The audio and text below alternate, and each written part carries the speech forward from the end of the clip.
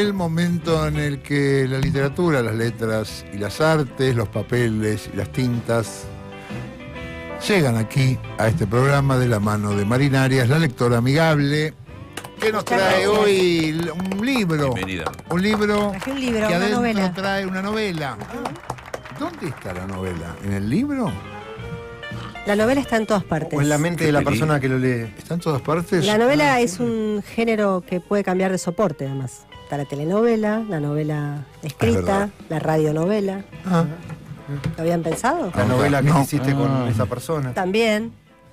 Pero Sí. en este La caso es una fotonovela. novela... la fotonovela, qué linda. Bueno, En este caso es una novela escrita, es de Esteban Godoy, es de Trágica. Factotum, Terminó mal. y es la primera novela de Esteban Godoy, que ya está escribiendo otra, eso me contó cuando hablé con él, y tiene un epígrafe esta novela de Scott Fitzgerald, de la primera novela de Scott Fitzgerald de 1920, que se Ajá. llama A este lado del paraíso, que ¿se acuerdan que hay una película con el que se mató?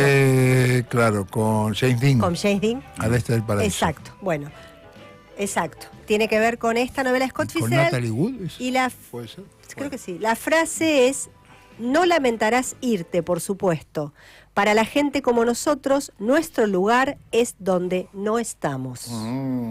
Ay, Sí. che. Bueno, Nadie a quien esperar, igual que la novela de Scott Fitzgerald, es una novela de iniciación. Alguna vez hablamos acá de eso. Es como en la línea de The Catcher in the Rye, traducida como El guardián en el centeno o El cazador oculto. Un protagonista joven. Un protagonista joven y que es una novela que básicamente El te cuenta asesinato de cómo Lennon. alguien... ¿Cómo? Del asesinato de Lennon. Sí. Tiene que ver la Por novela esta. Salinger. Estaba leyendo. Salinger, The Catcher in the Rye. Estaba leyendo El asesino. Sí, Ujú. estaba leyendo The Catcher in the Rye. Son novelas que te cuentan Estaba leyendo. cómo Ahí alguien se- entra al mundo de los adultos, cómo alguien se hace adulto, cómo alguien termina de crecer. Claro. En muchos casos coincide con un escritor, es como alguien se vuelve un escritor, porque muchas veces tiene que ver con su iniciación en ese sentido. Pero además, esta novela, Nadie a quien esperar, es una novela que habla de la relación entre una madre y un hijo, que para mí también es todo un género, como por Ajá. ejemplo El mundo según Garp, que creo que vos leíste de Irving. No la tengo que Hace leer. muchos años, una Te la novela. pido, después no sé qué pasa y bueno, como tengo que El mundo leer El según mundo Wayne. según Garp. Sí, claro, el mundo según No. Wayne iba a decir, ¿es parecido? No, El mundo según Garp es una novela que cuenta la historia de un personaje que se llama Garp, que tiene una madre que es una escritora y en realidad es una enfermera que en un momento escribe un libro y se vuelve ícono de las feministas y cuenta como toda la historia de la relación entre ellos dos. En la misma línea va La conjura de los necios, que por ahí La sí conjura han de los leído, necios. Ah, eso sí lo tengo. de John Kennedy Toole, que cuenta la historia de Ignatius con su madre. Esta cosa de mostrar el vínculo tenso entre madre Que no pasa hijo. mucho, extrañamente, sí. Que eso, la conjura de los necios no pasa, no ocurre muchas cosas No, si las es- pensás. tiene que ver con esa... Es que simplemente el día a día de alguien con su madre, y no es que asesinan a alguien, No, no. hay un robo, corren, es como... está Edipo Rey. centrada Es en como contarte lenta, ese pero te vínculo. atrapa. Claro, está centrada en contarte las cuestiones que hacen ese vínculo. En el caso de esa novela de John Kennedy Toole, también habla de la misantropía. El personaje es muy particular, está todo como muy Sí, exagerado. está medio chapa, pero bueno. En ese sentido no es lo que pasa en Nadie a quien esperar, que en esa línea a mí me recordó más a Ocupas, ponele. Son personajes más de ese estilo. Ocupas la van a serie de ver. televisión. Ocupas la serie de televisión. Bueno, cuando hablé con Esteban Godoy también me dijo que entre las lecturas que influenciaron, coincidió con todas las que yo le mencioné, y él agregó una de John Cheever que se llama Suburbio, donde hay un personaje que decide buscar a sus padres y empieza a ir de un aeropuerto a otro en avión, cruza el Atlántico para un lado y para el otro, hasta que al final los encuentra y bueno, y no la quiero spoilear, es medio tremendo lo que pasa, se llama Suburbio Eso de sí, lo debe haber leído, pero no John me acuerdo. Cheever. Porque leí un libro muy gordo de Cheever. Sí. Puede con ser. muchos cuentos. Puede ser que lo hayas leído, pero eso me decía Esteban que también lo había impactado esa obra del escritor norteamericano, estadounidense. Esta novela, Nadie a quien esperar, es muy fresca y muy luminosa. Ahora van a ver después cuando les lea un fragmento. Es como muy diáfana la escritura. le escapa el melodrama permanentemente, por más que lo que cuenta, la historia del personaje, que ahora les voy a contar un poquito, es dura y también le siguen pasando cosas duras, pero hay algo ahí como que está todo contado con una luminosidad. Me hizo acordar que en un momento yo traje algo de Juan Diego Incardona. Me recordó la manera de escribir de Incardona. ¿Qué era cuál? Como algo, Recordame. acá yo traje Quebranto, que es la última de Incardona y es un poco más oscura, porque tiene que ver con el duelo de la muerte de los padres, pero en general hay algo como de una prosa como inocente. Como la que de Villa de Lina. exacto, esas. como la de Villa de Lina. Me recordó eso, la novela de Godoy. Cuenta la historia de un joven, un pibe que está terminando la secundaria en la escuela técnica, tiene ahí 16, 17, que se llama Javier, y está escrita en primera persona. Javier vive en Tandil, toca la guitarra y está terminando para maestro mayor de obras, aunque le ha dicho a la madre que en cuanto se reciba no piensa volver a hacer un plano, como que quiere terminar la ejercer. secundaria. O sea, termina y basta, lo hice por vos. Sí. Lo hice por vos. Se sería. quiere dedicar a tocar la guitarra Sí. y todo transcurre en el año 2001. Por eso me hizo acordar Ocupas también. Hay hambre, hay miseria, bastante parecido a lo que está pasando ahora. Si le agregaras redes, porque la particularidad que es como transcurre el 2001, no hay, no se menciona ningún tipo de... No hay, Ni claro. siquiera hay celular, sí, El todo celular muy era básico, un todavía no es telefonito, smartphone. claro. Y todavía no encontré ninguna novela nueva que hable de redes. Hay un montón, ya Sí. te voy a traer, sí. Sí, está Sí, bueno. o por lo menos se menciona. Que mencionen, se O apareció está- en las redes. o está incorporada. Afectado por las redes, bullying. Bueno, en la mía aparecen mensajes de WhatsApp, Ok. esas cosas. Si no fuera, les decía, por eso podría ser ahora la novela de Godoy. Como que el clima social, hay cartoneros, hay como una cosa ahí Claro. de muchos problemas económicos, y los personajes cuando están, porque hay una primera parte en Tandil, que es esto que les digo, que está terminando la secundaria, y una segunda parte en Buenos Aires, que ahora voy a avanzar un poquito. Cuando están en Buenos Aires van a comer a Belagamba, que es el restaurante ese al que íbamos mucho El bodegón. en los 90, que es el bodegón, debe ser lo más barato de Buenos Aires, más o menos. Es muy Sí, barato. sí, que es barato. Y Armenia. ¿no? van ahí. No, Honduras. Hay varios, Belagamba, chicos. ¿Cuál es? chicos, en Gaona, en el Congreso, es una cadena. Ah, el de Palermo. Gaona, de Gaona. Está Sí. lleno Bueno. de Belagambas. Van a Belagamba. A mí me gustan esas marcas como Sí. que te generan identificación, y se menciona varias veces. Pero en la primera parte él está terminando de estudiar en Tandil, donde vive con la madre y con la abuela. El abuelo murió no hace mucho. Hay muchos flashbacks en los que recuerda escenas con el abuelo. Ajá. Es como una presencia que lo marcó mucho, un vínculo fuerte con ese abuelo. Y también hay como recuerdos de una infancia un poco bolineada, porque el personaje no tiene padre.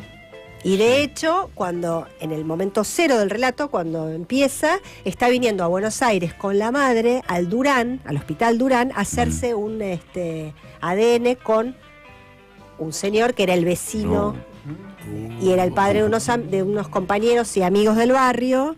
Bueno, así arranca, por eso les decía, pasan cosas tremendas, Ah. pero lo bueno es que le escapa, le hace como ole a todo lo previsible. Uno piensa, bueno, y ahora Claro. el padre lo va a tratar mal. No, se escapa de los lugares comunes y de los dramas. Ajá. Está todo tratado como con algo más vital, más del lado de la ganancia y no de la pérdida, ¿no? Va por ahí. La madre está un poco deprimida y de hecho después también cambia. Muere. No muere. No, te estoy jodiendo con lo que dijiste recién Que de como lo que- previsible. Digo, deprimida No, y muere, se suicida. No, le mejora, porque Mirá, no la mejora. quiero spoilear, pero Claro, bueno. claro.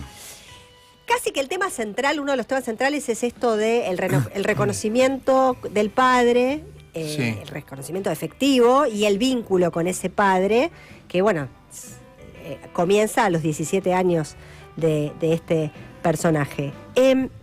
La segunda parte, que es la de Buenos Aires, que les digo, porque él termina y se viene a vivir a Buenos Aires diciendo que se va a dedicar a estudiar guitarra y a trabajar de eso. Ajá. Viene a vivir a la casa de otra chica de Tandil, donde viven varios, en el barrio de Facultad de Medicina, que no sé ahora, pero cuando yo era joven, era muy el barrio donde venían los chicos de la provincia, porque era como zona de facultades.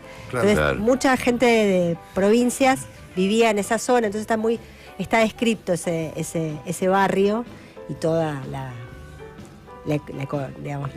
gente que circula por esos lugares. Y de ahí les quería leer un fragmentito que tiene que ver con un momento. El personaje empieza a viajar a Tandil o sea, vive en Buenos Aires, viaja a Tandil cada tanto para las fiestas y esas cosas, y como que le miente a la madre, que le inventa cosas, como que sí, que está estudiando, en realidad se dedica a fumar porro, A tocar la guitarra. a tocar la guitarra en la casa. Pero no estudia guitarra. Por eso digo de ocupas. Pero no estudia guitarra. No estudia guitarra. Toca la guitarra. Toca la guitarra, fuma porro y se dedica a emborracharse y a salir por la noche de Buenos Aires. Ah, qué lindo. Es muy lindo. Y de ahí, y entonces en un momento decide, en lugar de ir a Tandil a pasar en las fiestas como hace todos los años, decide quedarse a pasarlas en el departamento ese solo. Porque los otros se fueron a las provincias, y dice así: como yo. me quedé en el banco hasta mucho después de que el micro se fue. Cuando volví al barrio había oscurecido y antes de subir pasé por el Chino y compré 2 cervezas. Entré y fui directo a la habitación con la esperanza de encontrarme a Felipe, una remera tirada, un par de medias, la cama deshecha. Pero todo estaba como yo lo había dejado. Me saqué la mochila, volví al comedor y destapé una Eisenbeck. Tomé un trago y traté de oír algo en los demás departamentos. Las voces de las pibas que nunca me llegué a cruzar, el bobo de arriba, la vieja llamando a los gatos, cualquier sonido que me asegurara que había alguien más en el edificio, pero no escuché nada. Tampoco llegaban bocinas desde la calle, ni una ambulancia, ni un 60. Todo parecía muerto. Apuré la birra, eso siempre ayudaba, pero enseguida me apareció la imagen del río Paraná saliendo de Retiro, mi asiento vacío, mamá preparando la comida para recibirme, mirando el reloj cada 2 minutos, ansiosa porque se hiciera la hora de verme abrir el portón. ¿Para qué mierda acepté que sacara el pasaje? ¿O por qué no subí ese puto micro y listo, a bancármela? Encima a chupar solo, sin Valentina o Felipe enfrente, era un bajón. Terminé la birra y destapé la otra. Cuando quedé medio anestesiado, llamé a mamá. Un crucero, dije. Hasta yo me daba cuenta de lo mierda que sonaba mi voz cuando mentía así. Es una posibilidad, pero tengo que estar preparado. Si me va bien en la audición, voy a conocer el mundo. Ella seguía en silencio. Le inventé que me habían pasado el dato en el Belagamba, el barcito tan lindo del que le había hablado aquella vez. ¿Se acordaba? Sí, lo tengo anotado. Hizo una pausa y con voz finita, la que le salía cuando estaba por llorar, dijo: qué alegría, hijo, un crucero. Bueno, y entonces se embarca en algo ahí, se pone todo más como de rocambolesco, se dice, como se enmaraña ahí en las mentiras y en las idas y vueltas. Pero bueno, finalmente hay algo de dejar como atrás cierta angustia que tenía como de más chico. Ya estaba mamado de antes igual, porque si le pegaron 2 birras.